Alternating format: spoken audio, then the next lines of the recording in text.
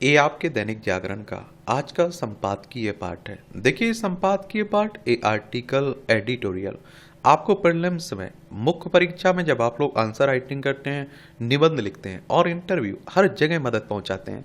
चाहे आप लोग स्टेट पीसीएस तैयारी कर रहे हो या फिर सिविल सर्विस एग्जाम की तैयारी कर रहे हो, तो इन्हें आप लोग जरूर पढ़ा करिएगा। निर्णायक प्रतिकार का समय, इस समय आप देखिए जो पाकिस्तान के साथ हमारा तनाव बढ़ा हुआ है ना, उसी को लेकर बातें हो रही हैं। पहलगांव में आतंकी हमला हुआ और आप देखेंगे कि 1947 तक हमारा हिस्सा हुआ करता था। लद्दाख, जम्मू कश्मीर, पंजाब, राजस्थान, गुजरात, 5 राज्यों की सीमा लगती है किससे? पाकिस्तान से। तो मैं पूरी दुनिया से कहता हूं, भारत हर एक आतंकवादी और उनके सरपरस्तों की पहचान करेगा, उन्हें खोजेगा और दंड देगा और उनका पीछा दुनिया के आखिरी कोने तक किया जाएगा। और आप देखते हैं कि यह हुंकार प्रधानमंत्री नरेंद्र मोदी ने 24 अप्रैल को बिहार में एक कार्यक्रम के दौरान भरी, जब प्रधानमंत्री मोदी बिहार की भूमि से पाकिस्तान का नाम लिए बिना उसे चेतावनी दे रहे थे। उसी दौरान राजधानी दिल्ली में विदेश मंत्रालय अमेरिका, रूस, चीन, ब्रिटेन, फ्रांस, इटली, कतर सहित 20 देशों के राजनयिकों को पहलगांव आतंकी हमले में पाकिस्तानी संलिप्तता से अवगत करा रहे थे। निसंदेह भारत हर पैमाने पर पाकिस्तान से पहले की तुलना में कहीं बेहतर स्थिति में है। क्या बेहतर स्थिति में है, आप देखेंगे। और आर्थिक रूप से जर्जर और पाकिस्तान आतंकियों का पनाहगाह पाकिस्तान शायद ही अमेरिका की सहानुभूति प्राप्त कर सके। उसका एकमात्र सहयोगी और सदाबहार दोस्त चीन भी अमेरिका से टैरिफ बार के चलते भारत से निकटता बढ़ा रहा है और ऐसे में आसार कम है, दिखते हैं कि टकराव की स्थिति में वह पाकिस्तान के पीछे खड़ा होगा। देखिए, पड़ोसी हमारा चाइना है, लद्दाख, हिमाचल प्रदेश, उत्तराखंड, सिक्किम, अरुणाचल प्रदेश, 5 राज्यों की सीमा हमारी इससे लगती है। और देखिए, बिहार की बात करें तो ये बिहार आपको देखने को मिल रहा है, पटना इसकी राजधानी देखने को मिल जाएगी और इसकी अंतर्राष्ट्रीय सीमा नेपाल से लगती है। राज्यों में आप देखें तो इसकी उत्तर प्रदेश, झारखंड और पश्चिम बंगाल से लगती है। नीतीश कुमार यहाँ के चीफ मिनिस्टर और मुख्यमंत्री, आरिफ मोहम्मद खान यहाँ के राज्यपाल हैं। विधानसभा में 243 सीटें हैं, विधान परिषद है जिसमें 75 सीटें हैं, राज्यसभा में 16 सीटें हैं, लोकसभा में 40 सीटें हैं। 98,940 वर्ग किलोमीटर में फैला हुआ है आपका क्या बिहार। भारत का अगला कदम क्या होगा, यह भविष्य के गर्भ में। और मूल प्रश्न यह है कि कुछ वर्षों की अपेक्षा के शांति के बाद कश्मीर में इतना भयानक आतंकी हमला क्यों हुआ कि पूरा देश गुस्से और सख्ते में आ गया। अनुच्छेद 370-35 से हटने के बाद दिखी शांति से यह भ्रम हुआ कि अभी सब ठीक है, तो आगे भी ऐसा ही रहेगा, यानी घाटी में आतंक नहीं लौटेगा। यह मानस इसलिए भी बना कि क्योंकि हम जिहादी हमलों को तत्कालिक घटनाओं की तरह देखकर भूल जाते हैं। इस आतंकवाद का मूलाधार सभ्यतागत द्वंद्व के साथ वह विषाक्त चिंतन है जिसमें स्वयं को छोड़ शेष सभी को झूठा परिभाषित किया जाता है। इसके अनुचरों का मजहबी कर्तव्य होता है कि वे अपनी जान देकर दूसरों की लेकर काफिरों को उनकी सरिया निर्धारित नीति तक पहुंचाएं। आप लोग सोच सकते हैं कि उन्हें पता नहीं रहता है कि अगर भारत में जा रहे हैं और भारत में आतंकी हमला कर रहे हैं तो भैया वहां मौत हमारी भी तय है, यानी कि हम भी मारे जाएंगे, लेकिन फिर भी तो आते हैं वो।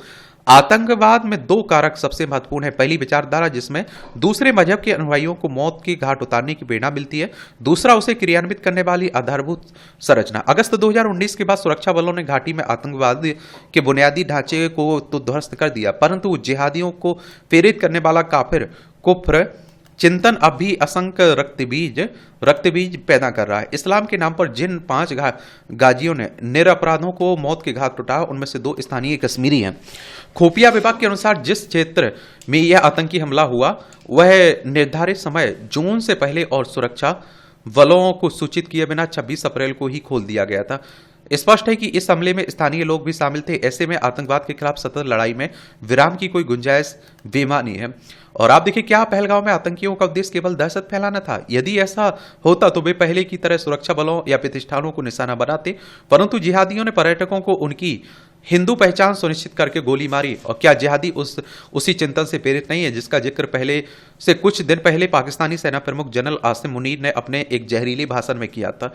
और उसमें उन्होंने हिंदू मुस्लिम विभाजन और 2 राष्ट्र का राग छेड़ा था। कश्मीर में जो कुछ हुआ वह इजरायल पर 7 अक्टूबर 2023 के नृशंस आतंकी हमले की याद दिलाता है। हमले के दायरे को देखा जाए तो पहलगांव का हमला इजरायल की घटना से छोटा है, लेकिन दोनों में आतंकियों की प्रेरित करने वाली मानसिकता एक ही है। तब इजरायल ने त्वरित प्रतिकार करते हुए हमास, हिजबुल्लाह जैसे कट्टर इस्लामिक आतंकी संगठनों के विरुद्ध निर्णायक युद्ध छेड़ दिया।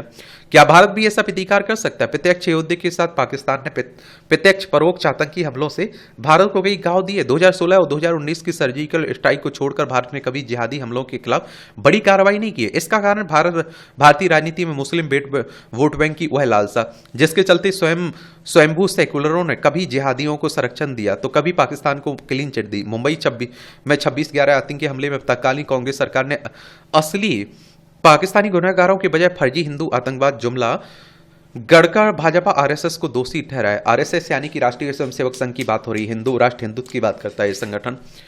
और आप देखिए, तब कांग्रेस के लिए यासीन मलिक वार्ता योग्य था, जो 1990 में 4 वायुसेना अधिकारियों की नृशंस हत्या का आरोपित रहा। दरअसल लचर भारतीय न्याय व्यवस्था और प्रशासनिक कमजोरी से भी आतंकवाद के खिलाफ भारतीय लड़ाई को क्षति पहुंचाई है। और वर्ष 2000 के लाल किला हमले के दोषी पाकिस्तानी आतंकी आरिफ को वर्ष 2005 में फांसी सुनाई दी गई थी, परंतु वह 24 साल बाद भी जीवित है। टीवी पर हिंदुओं की हत्या की बात स्वीकार करने वाला बिट्टा कराटे साक्ष्यों के अभाव में बरी हो गया और कश्मीरी प्रशासनिक अधिकारियों से विवाह करके राजनीति में उतर गया। इस हालिया प्रकरण में यदि कुछ संतोषप्रद है तो वह स्थानीय कश्मीरियों की प्रतिक्रिया। पिछली सदी के 90वें दशक में कश्मीर में जब ऐसी कोई घटना होती तो स्थानीय कश्मीरी द्वारा विरोध तो दूर, वे इसका संज्ञान तक नहीं लेते थे, खुशियां मना लेते थे। हालांकि अनुच्छेद 370 की समाप्ति के बाद कश्मीर बढ़ती समृद्धि और रोजगार के बढ़ते अवसर ने इसकी आप देखते हैं कि उनकी मानसिकता को थोड़ा प्रभावित किया है। इसी कारण कश्मीर का एक वर्ग हालिया आतंकवादी हमले का मुखर विरोध कर रहा है। इस बीच यह ना भूला जाए कि पहलगांव हमला केवल एक आतंकी घटना नहीं है, बल्कि सभ्यतागत संघर्ष की कड़ी है। जब तक कि जिहादी विचारधारा पर निर्णायक प्रहार नहीं होता है, आतंकवाद का अंत असंभव है। भारत को अब निर्णायक और कठोर प्रतिकार करना ही होगा। देखिए, एक और बात बता दूं आप लोगों को कि ये आप देखते हैं किसके द्वारा लिखा, लेखक वरिष्ठ स्तंभकार हैं, इनका नाम है आप देखते हैं बलवीर पुंज, इनके द्वारा ये आर्टिकल लिखा गया। अगर कोई सोच रहा है कि ये मुस्लिम धर्म के बड़े हितैषी हैं, मुस्लिम लोगों के बड़े हितैषी हैं ये आतंकवादी और कश्मीर के बड़े हितैषी, तो ये दुनिया का सबसे बड़ा झूठ है। आप सोचिए कि पर्यटन क्षेत्र से सबसे ज्यादा फायदा किससे मिलता है? आप जाकर आंकड़े उठा के देख लीजिए ना। पर्यटन क्षेत्र कहाँ की, मध्य प्रदेश उत्तर प्रदेश की अर्थव्यवस्था में थोड़ी जम्मू कश्मीर का पर्यटन योगदान दे रहा है, जम्मू कश्मीर की इस तरक्की में दे रहा है, लेकिन आप देखेंगे कि उसी पर आप बार कर रहे हैं। तो ये किसी के नहीं है, इंसानियत के भी नहीं है, मानवता के भी नहीं है। समझ रहे हैं? स्कूली शिक्षा का हिस्सा बने नाट्य शास्त्र।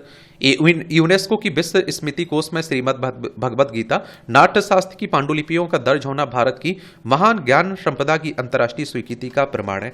मैं आप लोगों से कह रहा हूं कि इस तरह के जो संगठन है उनके बारे में भी याद रखा करिएगा। यूनेस्को की बात हो रही है।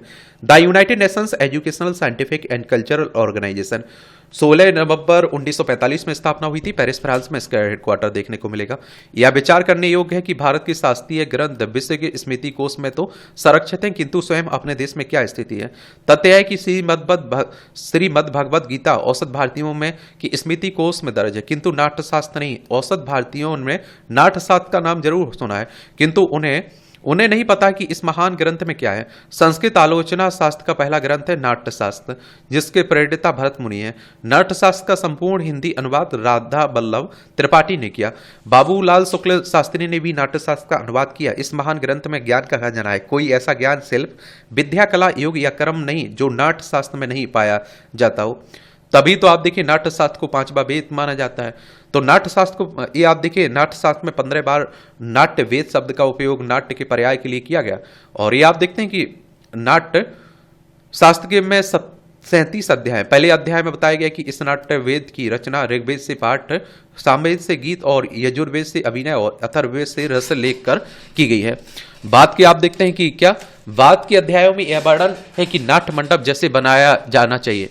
नेपथ्य यानी मंच फर्श की विधि क्या है, पात्रों की वस्त्र सज्जा कैसी होनी चाहिए, अभिनव की क्रम कितने प्रकार का होता है, अभिनव का किस प्रकार किया जाता है और किस पात्र के लिए किस तरह की भूमिका होनी चाहिए, नाटक के नाम, नायक और नायिका के गुण क्या है, संगीत का विधान कैसे किया जाए, आदि इत्यादि। भरत मुनि के अनुसार नाटक के 4 प्रमुख अवयव हैं, कथा वस्तु, नायक और पात्र, रस तथा अभिनव। उनके अनुसार नाटक का प्रमुख उद्देश्य कथा वस्तु का संगठन है। भरत मुनि रस सिद्धांतों के प्रवर्तक हैं। उन्होंने नाट्य शास्त्र के 6ठे अध्याय में रसों की संख्या 8 बताई है वो श्रृंगार, हास, करुण और आप देखिए रौद्र, वीर, भयानक, बीभत्स, अद्भुत, जबकि 24वें अध्याय में शांति रस का उल्लेख है। इस तरह 9 रसों का उल्लेख मिलता है। भरत मुनि ने कहा कि जैसे अनेक व्यंजनों और द्रव्यों से युक्त होने पर भोजन करने वाला अपने भोजन में एक विशेष स्वाद का अनुभव करता है, उसी प्रकार रसिक जन अनेक भावों के अभिनय से युक्त स्थायी भाव का आस्वादन करते हैं। यही नाटक की रसानुभूति है। नाट्य शास्त्र में चूंकि सौंदर्य शास्त्र, कविता तथा व्याकरण की भी शिक्षा दी गई, इसलिए यह भ्रम नहीं होना चाहिए कि नाट्य शास्त्र केवल नाट्य के लिए नहीं, फिल वक्त अपने देश में स्नातक और स्नातकोत्तर स्तर पर नाट्य शास्त्र पढ़ाया जाता है, किंतु उसका अकादमिक अध्ययन साहित्य और कला की उच्च शिक्षा तक सीमित है। नाट्य शास्त्र को स्कूली शिक्षा का विषय नहीं बनाया जा सकता है। यही बात संस्कृत के कई अन्य महान ग्रंथों के लिए भी सही है। फर्नीकृत अष्टाध्यायी इसका उदाहरण है। फर्नी संस्कृत के पहले व्याकरण थे। उन्होंने 2500 वर्ष पहले अष्टाध्यायी ग्रंथ की रचना कर संस्कृत को व्याकरण सम्मत बनाया। अष्टाध्यायी महज व्याकरण ग्रंथ नहीं है। 8 अध्यायों में विभक्त इस ग्रंथ के 3395 सूत्रों में ये आप देखते हैं कि भारत के तत्कालीन भूगोल, सामाजिक जीवन, खान पान, वेशभूषा, आवास, आर्थिक दशा, वनस्पति, पशु पक्षी, शिल्प, वाणिज्य, व्यवसाय, नापतौल, मुद्रा, ऋणदान, शिक्षा, साहित्य, यज्ञ, कर्मकांड, देवपूजा, राजपत्र और शासन का विश्वसनीय इतिहास दर्ज हुआ है। उन्होंने भारतवर्ष के लोक जीवन में प्रचलित अनेक अर्थों वाली वित्तियों का अध्ययन कर व्याकरण रचा और इसी कारण उनके शास्त्र में उस समय के भारतीय लोक जीवन का प्रामाणिक परिचय मिल जाता है। और कला शास्त्र में जो महत्व नाट्य शास्त्र का, वही वेदांत में वादरायण के ब्रह्मा सूत्र का, न्याय में गौतम के न्याय सूत्र और योग शास्त्र में पतंजलि की योग सूत्र, खगोल विज्ञान एवं गणित में आर्यभट्ट के आर्यभट्टीय और राजनीति ज्ञान के कौटिल्य के अर्थशास्त्र का है। ब्रह्मा सूत्र के रचयिता वादरायण की यह स्थापना है कि आत्मा ही स्वयं परमात्मा, ब्रह्मांड उसी पदार्थ में उत्पन्न हुआ है और जिसमें ब्रह्मा है। ब्रह्मा ही परम तत्व है और प्रकृति में गति का वही आदि कारण है। गौतम ने न्याय सूत्र में ब्रह्मांडों की उत्पत्ति में ईश्वर या अलौकिक सत्ता की भूमिका को सिरे से खारिज किया और कहा कि किसी चीज की सत्यता के लिए उसकी तर्क सिद्ध होना जरूरी है। पतंजलि ने योग को दर्शन के रूप में स्थापित करने के लिए योग सूत्र लिखा और चित्तवृत्तियों के निषेध को योग कहा। आर्यभट्ट में खगोल विज्ञान और गणित की कई मौलिक स्थापनाएं हैं। आर्यभट्ट ने पाई का शुद्ध मान निकाला। ये आप देखते हैं कि इसमें उन्होंने ही सबसे पहले सिद्ध किया कि पृथ्वी अपनी धुरी पर घूमती है। ईसा से 300 साल पहले कौटिल्य द्वारा रचित अर्थशास्त्र ग्रंथ में राज्य संचालन की विधियां, युद्ध आप देखिए वैश्विक मामलों का विशद वर्णन किया। संस्कृत के इन महान ग्रंथों का अनुवाद हिंदी अन्य भारतीय भाषाओं में उपलब्ध है, फिर भी वे स्कूली स्तर पर पाठ्यक्रम का हिस्सा नहीं बन पाए हैं। अब कुछ ऐसा किया जाना चाहिए ताकि संस्कृत के महान ग्रंथों का औसत भारतीय हृदयंगम कर सकें। लेखक महात्मा गांधी अंतर्राष्ट्रीय हिंदी विश्वविद्यालय वर्धा में प्रोफेसर हैं, कृपाशंकर चौबे, इनके द्वारा ये आर्टिकल लिखा गया है। आप लोग क्या सोचते हैं, अपनी बात बताइए। विजेता ऊर्जा प्रयास हम देखते हैं कि किसी प्रतियोगिता में विजेता को विभिन्न पुरस्कारों प्रतीकों से सम्मानित किया जाता है। हम सभी उनकी उपलब्धियों पर आनंदित होते हैं, किंतु मन में यह भाव भी आता है, क्या हमें भी कभी विजेता बन पाएंगे। हम सभी चाहते हैं कि जो भी कार्य को हाथ में लें उसमें सफल हो। हालांकि सफलता के लिए तमगे पहनना जरूरी नहीं है। निस्वार्थ भाव से किसी दुख से विचलित व्यक्ति के चेहरे पर मुस्कुराहट लाना भी विजयी होने की अनुभूति देता है। फिर भी आप देखिए, परिणाम की आस्था से परे सही दिशा में परिश्रम करते रहना विजेता बनने का एकमात्र सूत्र है, क्योंकि सफलता का कोई शॉर्टकट नहीं होता है। परिश्रम विजय के दरवाजे खोल सकने की सामर्थ्य रखता है। विजेता होने के लिए हमें यह भी याद रखना चाहिए कि बुरा समय आता है, जाता है, इसलिए बुरे को भूलने का प्रयत्न करें और अच्छे के साथ हो जाएं। बीता वक्त वापस नहीं आता है, पर याद अवश्य आता है, इसलिए उससे सीखें। हालांकि यह सहज और आसान नहीं होता है, क्योंकि अच्छे लोग और अच्छी किताबें तुरंत समझ नहीं आती है, उन्हें पढ़ना और समझना पड़ता है। विजयी होने के लिए लक्ष्य को साधना पड़ता है और अपने मन को बस में करना पड़ता है। जीवन में अनुशासन, परिश्रम और धैर्य जैसे गुण लाने पड़ते हैं और इनको आत्मसात करने पर दिल दिमाग में एक ऐसी लौ प्रज्वलित होती है जो विजेता बनने तक जलती रहती है। और मैं कहता हूं, जब आप लोगों ने शुरुआत किया जिस जुनून के साथ काम, अगर वो एंड तक रहता है तो आपका सफल होना तय है। अपने धैर्य की प्राप्ति तक बिना रुके चलते रहना विजेता बनने की निशानी है। लक्ष्य की राह में सकारात्मक सोच, सुविचार, उच्च स्तरीय व्यक्तित्व की मील का पत्थर साबित होते हैं। विजेता हमेशा आकाश की ओर देखता है, वही उसकी सीमा है, परंतु पैर धरती पर जमे रहते हैं। यह याद रखें कि समय बहुत शक्तिशाली है। विजय का समय जब आएगा तभी आएगा, इसलिए धैर्य रखना अपरिहार्य है। बाकी आप लोग बताइए, क्या सोचते हैं आप लोग। ये आप देखिए, देश के मन की बात, ये प्रधानमंत्री साहब, पीएम साहब मन की बात करते रहते हैं ना।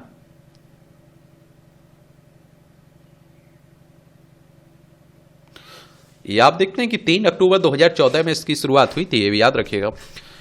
प्रधानमंत्री की मन की बात कार्यक्रम में पहलगांव में हुए बर्बर आतंकी हमले के संदर्भ में यह कहकर देश के लोगों के मन की पीड़ा बयान की है। इस घटना से हर भारतीय का खून खौल रहा है। निश्चित रूप से ऐसा ही है। पहलगांव का हमला इतना भीभत्स है कि लोग गुस्से से भरे हुए हैं और अपनी अपनी तरह से उसकी अभिव्यक्ति भी कर रहे हैं। यह अच्छा हुआ कि प्रधानमंत्री ने पीड़ित परिवारों को यह भरोसा दिलाया कि न्याय मिलकर रहेगा। हमले को अंजाम देने और उनकी साजिश रचने वालों को कठोरतम जवाब दिया जाएगा। ऐसा किया जाना समय की मांग भी है। पाकिस्तान को सबक सिखाया ही जाना चाहिए, लेकिन यह काम सोच विचार करके इस तरह किया जाना चाहिए कि वह फिर कभी ऐसा दुस्साहस ना कर सके। और इसकी अनदेखी नहीं की जा सकती कि उड़ी में आतंकी हमले के बाद सीमा पार जो सर्जिकल स्ट्राइक की गई, उससे यह लगा कि पाकिस्तान सही रास्ते पर आ जाएगा, लेकिन ऐसा नहीं हुआ। इसके कुछ वर्षों बाद उसने पुलवामा में भारतीय सुरक्षा बलों को निशाना बनाया। इसके जवाब में पाकिस्तान के खिलाफ एयर स्ट्राइक की गई।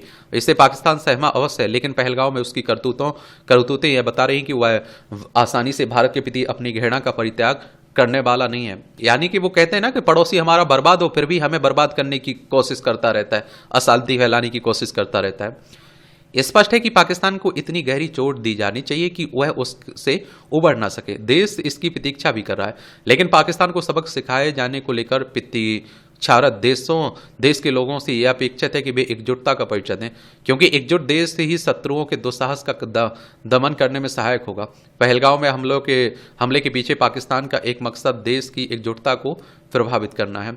यह संतोषजनक है। पाकिस्तान को जवाब देने के मामले में राजनीतिक वर्ग एक मत नजर आता है, लेकिन सर्वदलीय बैठक में जो सहमति बनी उसे कायम रखना भी आवश्यक है। और यह ठीक नहीं कि पहलगांव हमले को लेकर कई नेताओं के गैर जिम्मेदार बयान आ रहे हैं। कांग्रेस नेता मणिशंकर अय्यर ने जिस तरह कहा कि यह हमला विभाजन के अनसुलझे सवालों का परिणाम है, इससे तो पाकिस्तान के दूसरे चिंतन की ही झलक मिलती है। उन्होंने भारतीय मुसलमानों को लेकर जो टिप्पणी की उसे भी भारत पाकिस्तान के अपने पक्ष में भुनाया तो हैरानी नहीं है। यदि एक क्षण के लिए मान भी लिया जाए कि मणिशंकर अय्यर कांग्रेस में कोई हैसियत नहीं रखते, वह हाशिए पड़े हुए, तो यह प्रश्न उठता है कि आखिर कांग्रेस के मुख्यमंत्री सिद्धरामैया को क्या हुआ, समझना कठिन है। उन्होंने अपनी ही पार्टी के विशेष नेताओं की राय के खिलाफ खड़े होकर क्यों पसंद किया। अच्छा हो कि वह तेलंगाना के मुख्यमंत्री रेवंत रेड्डी से कुछ सीखें। बाकी चलता रहता है इस तरह की बयानबाजी हमारे देश में। सभी आप देखते हैं कि कुछ ना कुछ तो बोलेंगे। नेता हैं, नेता चुप कहां बैठ पाते हैं। धार्मिक पर्यटन का बढ़ावा, ये आप देखिए, धार्मिक पर्यटन के मामले में बिहार किसी भी दूसरे राज्य से पीछे नहीं है। एक पंथ ही नहीं बल्कि कई पंथों के प्रवर्तकों की ज्ञान कर्म निर्माण स्थली रही है। बुद्ध ने बिहार आकर ही ज्ञान प्राप्त किया है। दशमेश गुरु गोविंद सिंह की जन्मस्थली भी यही। जैन तीर्थकर महावीर स्वामी का निर्माण स्थल पावापुरी में है। देश ही नहीं विदेश में भी बड़ी संख्या में पर्यटक यहाँ आते हैं। बोध गया, वैशाली, पटना साहिब, राजगीर सहित अन्य धार्मिक स्थलों पर श्रद्धालु आते हैं, अपने आराध्य के प्रति श्रद्धा निवेदित करते हैं। विदेश में आप देखिए बुद्ध जैन सिख सर्किट के साथ ही रामायण सर्किट पर काम हो रहा है। रामायण सर्किट सरकार की प्राथमिकता में है। अयोध्या में श्री राम का भव्य मंदिर बन गया है। इसी तरह सीतामढ़ी में माता जानकी की जन्मभूमि पुनराधाम को अयोध्या की तर्ज पर विकसित करने की तैयारी। माता जानकी का मंदिर भी अयोध्या के राम मंदिर की तरह ही भव्य बनेगा, जो आप देखिए रामायण सर्किट का हिस्सा होगा। सरकार ने तय किया कि अयोध्या में राम मंदिर का निर्माण करने वाली एजेंसी ही पुनराधाम मंदिर यहाँ के विकास के लिए नक्शा तैयार करेगी। सरकार पहले ही 50 एकड़ जमीन के अधिग्रहण को 120 करोड़ रुपए स्वीकृत कर चुकी है। इसके अलावा पर्यटकीय सुविधाओं के विकास हेतु 23.66 करोड़ की योजना भी स्वीकृत की जा चुकी है। देख रहे हैं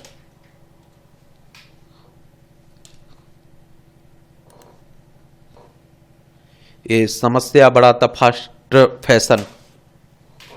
ये प्रधानमंत्री नरेंद्र मोदी ने हाल ही में फास्ट फैशन के बढ़ते चलन और इसके पर्यावरणीय प्रभाव पर प्रकाश डालते हुए कहा कि वैश्विक स्तर पर केवल 1% से भी कम कपड़ा अपशिष्ट को ही नए कपड़ों में रिसाइकिल किया जाता है। भारत कपड़ा अपशिष्ट का तीसरा सबसे बड़ा उत्पादक है, जो सालाना लगभग 7.8 मिलियन टन कपड़ा अपशिष्ट उत्पन्न करता है।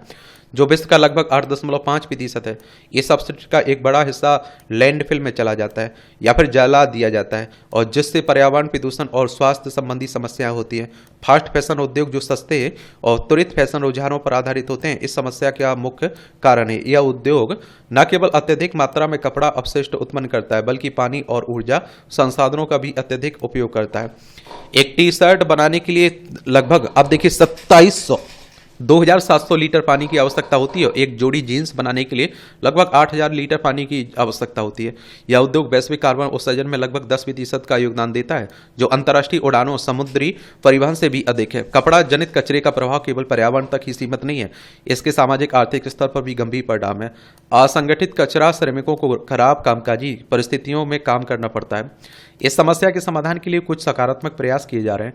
भारत में गूंज जैसी संस्थाएं कपड़ा कचरे का पुनः उपयोग और पुनर्चक्रण करके सामाजिक पर्यावरणीय दोनों उद्देश्यों की पूर्ति कर रही हैं।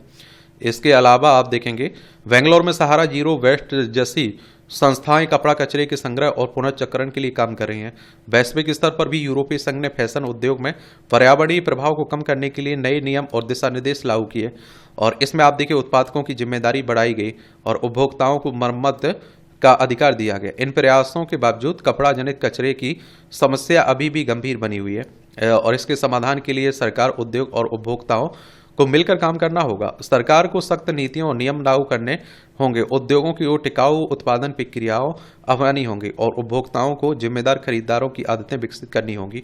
उपभोक्ताओं को चाहिए कि वे गुणवत्ता पर ध्यान दें, सेकेंड हैंड कपड़ों को अपनाएं और कपड़ों का अधिकतम उपयोग करें। इसके अलावा कपड़ों को मरम्मत और पुनः उपयोग की संस्कृति को प्रोत्साहित करना चाहिए, ताकि कचरे की मात्रा को कम किया जा सके। बाकी आप लोग बताइए, अपनी टिप्पणी आप लोग जरूर दिया करिएगा, अपनी प्रतिक्रिया। ये आप देखिए यहाँ भी आप लोग ये भी टिप्पणियाँ पढ़ सकते हैं आप लोग। इसकी PDF आपका एजुकेशन सर्कल प्लेटफॉर्म है ना, वहाँ डाल दी जाती है, तो वहाँ से जाकर आप लोग डाउनलोड भी कर सकते हैं। ये भारत के लिए मुश्किलें खड़ी करता बांग्लादेश, ये हमारा पड़ोसी है। ये 1971 तक पाकिस्तान का हिस्सा हुआ करता था। पश्चिम बंगाल, असम, मेघालय, त्रिपुरा, मिजोरम 5 राज्यों की सीमा लगती है इससे हमारी।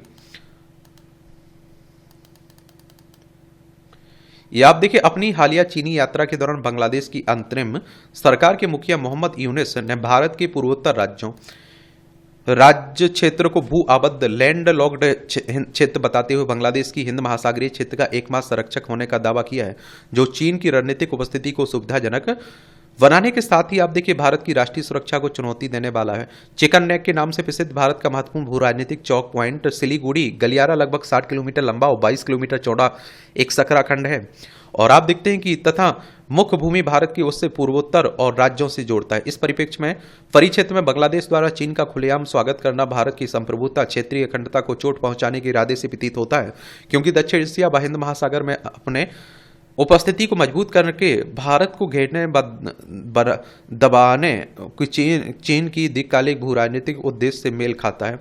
ये आप देखेंगे कि इस क्षेत्र की बात हो रही है। ये आप देखिए, इसके निमित्त मोहम्मद यूनुस ने मोंगला बंदरगाह के आधुनिकीकरण और विस्तार के लिए चीन के साथ समझौता भी किया। बंगाल की खाड़ी के किनारे रणनीतिक रूप से स्थित पायरा बंदरगाह का आधुनिकीकरण किया जा रहा है। पद्मा ब्रिज रेल लिंक परियोजना को चीनी फार्मों द्वारा ही वित्त पोषित किया गया है। इसी तरह चीन ने रणनीतिक रूप से महत्वपूर्ण Matarbari deep sea port Bangladesh की प्रथम में रुचि व्यक्त की थी, और जो इसकी व्यापक समुद्री महत्वाकांक्षाओं के साथ विस्तारवादी नीति का हिस्सा है। इसके अतिरिक्त मोहम्मद यूनुस ने चीन को लाल मोनीरहाट हवाई अड्डे बनाने का निमंत्रण दिया, जिसमें पाकिस्तानी कंपनी को भी शामिल किया गया है। और अब देखते हैं कि क्या पाकिस्तानी कंपनी को भी शामिल किया गया। द्वितीय विश्व युद्ध के समय यह हवाई पट्टी वर्तमान में उपयुक्त है, जो सिलीगुड़ी कॉरिडोर से लगभग आप देखिए 40 किलोमीटर की दूरी पर है। इसके आधुनिक एयरबेस के रूप में विकसित होने से भारत के लिए खतरे की स्थिति बनने की आशंका है। तिस्ता नदी विकास परियोजना से भारत की सुरक्षा चिंताएं जुड़ी हैं। बांग्लादेश ने Teesta river comprehensive management and restoration project में चीनी कंपनियों को आमंत्रित किया है। बांग्लादेश द्वारा Teesta river comprehensive management and restoration project में चीन को निवेश के लिए आमंत्रित करना भारत को परेशानी करने वाला है। बांग्लादेश ने चटगांव में आप देखते हैं कि चाइनीज इकोनॉमिक को एंड इंडस्ट्रियल जोन को और अधिक विकसित करने के लिए चीन के साथ मिलकर काम करने की इच्छा जताई। और अगर हमारा दुश्मन हमारे पड़ोस में आकर बैठ जाए तो ये हमारे लिए चिंता तो बढ़ेगी। बांग्लादेश पर चीन का बढ़ता प्रभाव। तो आप देखिए शेख हसीना की सत्ता से हटने के बाद जब मोहम्मद यूनुस ने नेतृत्व संभाला तो अक्टूबर में बांग्लादेश पहुंचने वाला पहला विदेशी बेड़ा चीनी नौसैनिक बेड़ा था। चीन की रक्षा सहायता और प्रौद्योगिकी हस्तांतरण भी मजबूत स्थिति में है। वह बांग्लादेश को सैन्य हार्डवेयर का सबसे बड़ा आपूर्ति करता है। इसके अलावा चीन ने काक्स बाजार के पास पेकुआ में 2023 में तैयार हुआ एक पनडुब्बी बेस वीएनएस शेख हसीना की स्थापना में सहायता की, जहां चीनी पनडुब्बियों के पहुंचने की संभावना बढ़ गई। चीन पहले से अपनी मौजूदगी के जरिए भारत के खिलाफ व्यापक निगरानी व गतिविधियां कर रहा है। अपनी बेल्ट एंड रोड पहल के माध्यम से इस क्षेत्र में अपना प्रभाव बढ़ा रहा है, परंतु बांग्लादेश को चीन की रेड जाल नीति को भी पहचानना चाहिए। इसके पहले बेल्ट एंड रोड इनिशिएटिव के माध्यम से श्रीलंका का हम्बनटोटा व पाकिस्तान का ग्वादर बंदरगाह जैसे कई रणनीतिक आप देखते हैं कि रणनीतिक संपत्तियों पर नियंत्रण हासिल करने में सफल रहा है चाइना। भारत बांग्लादेश के विकास में प्रमुख भागीदार रहा है, लेकिन अब उसकी गतिविधियां इस सहयोग से अलग होने का संकेत देती हैं। शेख हसीना के कार्यकाल में भारत और बांग्लादेश के रिश्ते काफी मजबूत थे व गहरे थे। उनमें से कुछ महीनों से लगातार आप देखते हैं कि लगातार गिरावट आती रही है। इस्लामिक शक्तियां बांग्लादेश को आप देखते हैं इस्लामी राष्ट्र बनाने पर आमादा हैं तथा भारत के विरुद्ध अपना काम कर रही हैं। उसी का परिणाम है कि हाल ही में बांग्लादेश ने भारत से पोर्ट्स के माध्यम से यार्न, ऊन या कपास के धागों के आयात को निलंबित कर दिया। बांग्लादेश ने नेशनल बोर्ड ऑफ रेवेन्यू का यह फैसला बांग्लादेश में वेनापोल, भोमरा, सोन मस्जिद, बंगला बांधा और बुरीमारी ये पोर्ट पर लागू कर दिया है। इसके बाद प्रधानमंत्री नरेंद्र मोदी बांग्लादेश की अंतरिम सरकार के सलाहकार मोहम्मद यूनुस के बीच बैंकॉक में मुलाकात हुई। कुछ ही दिन बाद भारत ने भी भारी भीड़ का हवाला देते हुए बांग्लादेश के लिए अपने ट्रांसशिपमेंट सुविधा वापस ले लिया था। भारत के लिए एक ऐतिहासिक सहयोगी होने के अलावा बांग्लादेश को इसकी पड़ोसी पहले नीति का एक मुख्य हिस्सा और इसकी एक्ट ईस्ट नीति में एक महत्वपूर्ण भागीदार भी माना जाता है। चीन भारत प्रतिद्वंद्विता ने बांग्लादेश को एक लाभप्रद स्थिति में रखा है, साथ ही बांग्लादेश में भी स्वतंत्र और खुले हिंद प्रशांत क्षेत्र की सुनिश्चित करने में महत्वपूर्ण भूमिका निभाई। परंतु वर्तमान में बांग्लादेश में राजनीतिक अस्थिरता की चीन को इस परिक्षेत्र में अपना प्रभाव बढ़ाने का अवसर प्रदान कर रही है। मोहम्मद यूनुस इस भारत विरोधी रोक में नई दिल्ली को चिंतित किया है और फिर भी भारत बांग्लादेश के साथ सकारात्मक और रचनात्मक संबंध बनाने की उम्मीद करता है तथा एक लोकतांत्रिक, समावेश और समृद्ध बांग्लादेश के पक्ष में, ताकि उभरती हुई राजनीतिक परिस्थिति को नियंत्रित किया जा सके।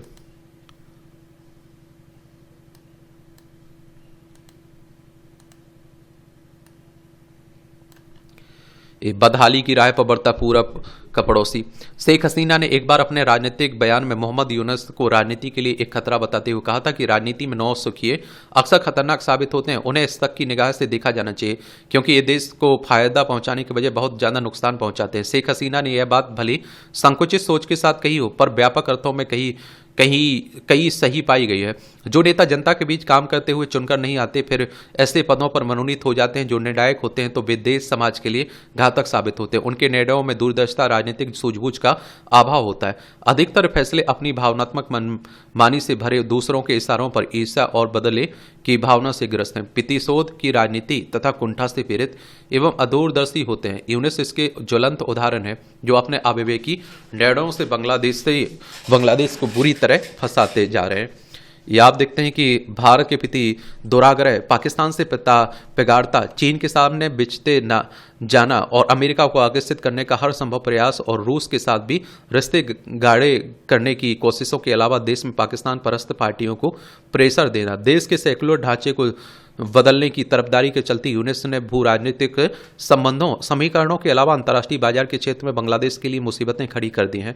यूनुस ने अत्यंत अल्पकाल में इतने ज्यादा नुकसानदायक फैसले लिए और आगे इसके बढ़ते जाने की शंका के मद्देनजर अब बांग्लादेश को जल्द ही चुनाव के जरिए उनसे निजात लेनी होगी। यूनुस यदि सामान्य सियासी समझ ही रखते तो बांग्लादेश को अस्तित्व में लाने वाले, उसे हर संभव मदद करने वाले पड़ोसी भारत, जिसका उसके साथ रणनीतिक और सांस्कृतिक व्यापारिक संबंधों का लंबा इतिहास है, जो उसके आर्थिक और लोकतांत्रिक विकास में महत्वपूर्ण योगदान दे चुका है, जिसके साथ उसका भविष्य साझा है, उसके साथ कदम से कदम बढ़ाकर आगे बढ़ते हैं।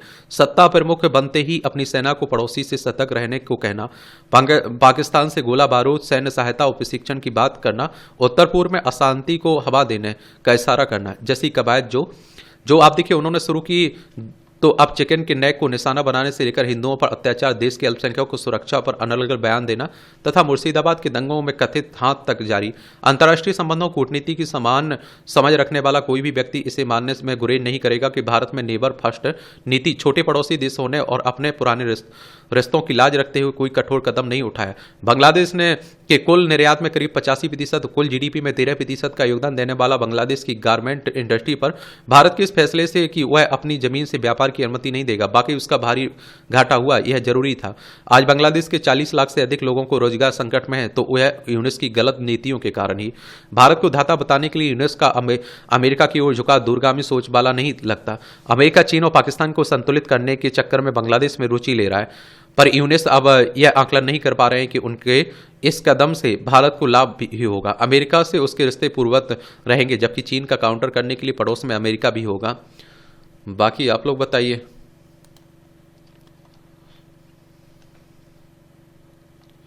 ये केवल सफलता की कहानी नहीं है। जो आपने देखा है, अभी हाल ही में यूपीएससी का रिजल्ट आया था ना, तो उसी को लेकर बातें हो रही हैं।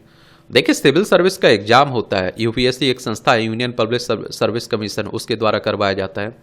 केवल 3 दिनों में 2 कहानियां, दोनों ही अतीत के उन गौरवशाली दिनों की याद दिलाती हैं जब प्रयागराज की मेधा का परचम पूरे देश में फहराया और दिखाई देता था। पहली कहानी संघर्ष, आत्ममंथन और असफलताओं के दौर से निकलकर सफलता की गाथा लिखने की। दूसरी संसाधनों की कमी में आर्थिक चुनौतियों के बीच कुंदन की तरह शीश पर चमकने की। देश की सर्वोच्च परीक्षा में टॉप करने वाली शक्ति दुबे अब उन सभी प्रतियोगियों की पेड़ा है जो लक्ष्य तक पहुंचने से पहले ही थक कर संघर्ष की राह छोड़ देते हैं। तो इंटर बोर्ड की परीक्षा में प्रवेश में सर्वोच्च स्थान पहुंचने वाली महक जायसवाल उन सभी मध्यम वर्गीय परिवारों के लिए उदाहरण है जिन्होंने बेटियों में भविष्य नहीं देखा। कुछ माह पहले ही भव्य महाकुंभ से चमत्कृत करने वाला प्रयागराज से अब शक्ति से सफलता सूत्र दिया। असफलता स्थायी नहीं होती है, और अपनी गलतियों को पहचानो, कमजोरियों को स्वीकार करो और सफलता आपका इंतजार कर रही है। यह इन 2 कहानियों का सार है प्रयागराज का संदेश। शिक्षा, संस्कृति, विद्वता की भूमि के रूप में पहचान रखने वाले प्रयागराज में 44 साल बाद किसी ने आईएएस टॉप किया है, तो एक नया अध्याय रचते हुए वह प्रयागराज की पहली महिला प्रतियोगी है जिन्होंने यूपीएससी में शीर्ष स्थान प्राप्त किया। शक्ति यदि कहती कि इच्छा शक्ति हो तो रास्ता खुद बनता है, तो इसका आधार स्वयं उनके संघर्षों का एक नहीं 4 प्रयास में असफल होने के बाद पूरी ताकत से 5वीं बार कोशिश निश्चित रूप से प्रतियोगी छात्रों के लिए बड़ी संबल बनेंगी। इसके साथ ही प्रयागराज ने अपना खोया गौरव वापस पाने की उम्मीद बांधनी भी शुरू की है। कभी इलाहाबाद विश्वविद्यालय को आईएएस की फैक्ट्री कहा जाता था। प्रतिस्पर्धा का आलम यह था कि पीसीएस की परीक्षा को 2M दर्जे का माना जाता था। यहाँ के अमरनाथ जहां छात्रावास पर लगा यूपीएससी में सबल छात्रों का बोर्ड ही पूरे देश में प्रयागराज का दबदबा दर्शा देता है। एससी ट्रैफिक के पेशकार की बेटी शक्ति ने उस गौरव बोध को आगे बढ़ाया जो 1981 में देखने को मिला था, जब यहां आखिरी बार प्रदीप शुक्ला ने आईएएस टॉप किया था और उनके ही साथी अनुज बिश्नोई दूसरे नंबर पर रहे थे। शक्ति ने इस मिथक को भी तोड़ा कि आईएएस बनने के लिए दिल्ली में तैयारी जरूरी है। आज के डिजिटल दौर में कहीं से भी पढ़ाई की जा सकती है, बस अच्छा मार्गदर्शन हो, सफलता हासिल करने का संकल्प हो, चाहत हो। प्रयागराज ने अगुवाई की। उत्तर प्रदेश के दूसरे शहरों ने भी आर्थिक चुनौतियों के बीच अनथक मेहनत से अपना अभीष्ट हासिल करने की प्रेरक कहानियां सामने आई। औरैया की तना गुप्ता के पिता की 24 साल पहले मौत हो गई थी। मां सामुदायिक स्वास्थ्य केंद्र में आया है और इस माहौल में भी तान्या ने आईएएस बनने का सपना देखा और पूरा भी किया। संत कबीरनगर के रहने वाले इकबाल अहमद के पिता की पंचर बनाने की दुकान थी, लेकिन पढ़ाई के लिए प्रयागराज पहुंचे इकबाल के मन में वहां के माहौल में अफसर बनने का जज्बा भर दिया। संभल में चाय की दुकान चलाने वाले बेटे इंद्रदेव को या फिर जौनपुर में प्राथमिक स्कूल से पढ़ाई शुरू करने वाले अभिषेक सिंह, ये सभी 2025 की यूपीएससी की परीक्षा के बोर्ड एम्बेसडर हैं, जिनका नाम ही गांव गैराव और मध्यवर्गीय परिवारों की प्रतियोगियों में भय, आशंका और विचलन का है। 2024 की परीक्षा है, लेकिन 2025 में रिजल्ट आता है ना, पूरा 1 साल लग जाता है इसको प्रक्रिया को। इस तरह का महक जायसवाल का यूपी बोर्ड को इंटरमीडिएट परीक्षा में टॉप करना वर्ष 1970-80 के उन दिनों की याद दिलाता है जब हाई स्कूल इंटरमीडिएट की परीक्षा में अव्वल रहने के लिए प्रयागराज के राजकीय इंटर कॉलेज के छात्रों में होड़ हुआ करता था। टॉप 10 सूची में इस बार प्रयागराज की 4 बेटियां महक शिवानी सिंह सिप्रा और शिवानी यादव शामिल हैं, जो स्कूली छात्रों की पेड़ा बनेंगी। शक्ति के साथ आईएएस बनने वाले प्रतियोगियों और महक के साथ टॉपर सूची में शामिल छात्रों में एक बात कॉमन है, पृष्ठभूमि में कोई बड़ी सुविधा या संसाधन नहीं था और उनके पास यदि कुछ था तो वो खुद का आत्मविश्वास और मेहनत से ना घबराने का दृढ़ संकल्प। और इसी वजह से इंटर के टॉप 10 में शामिल 30 विद्यार्थियों में 24 बेटियां हैं और इन्हें आंकड़ों के रूप में ना देखकर बदलाव के रूप में देखा जाना चाहिए। ये लड़कियां सिर्फ सफलता की ही कहानियां नहीं, स्पष्ट संदेश हैं कि बेटियों ने अपनी ताकत पहचान ली है और वे अब समाज का चेहरा बदलने के लिए आतुर है और इसके लिए किसी भी हद तक परिश्रम को तैयार भी है। और देखिए अब वो भेदभाव खत्म हो गया भाई कि बेटियां कुछ नहीं कर सकती, भाई बेटों से अच्छा फैसला कर रहे हैं। ये चलिए राजनीति की बातें हो रही हैं, निर्णायक संघर्ष को भ्रष्टाचार की रत्नमाला से चुनौती, ये छत्तीसगढ़ में भी देख रहे हैं, तेलंगाना में भी माओवादी चल रहा है, सब देखना हो देख सकते हैं आप लोग। इस तरह से आप देखेंगे कि आज के न्यूज़पेपर में जो महत्वपूर्ण खबरें हैं उनकी कहानी कवर होती है। आप लोग पढ़ते रहिए, एंजॉय करते रहिए। आपका कोई सवाल हो, सुझाव हो तो आप लोग बता सकते हैं। धन्यवाद।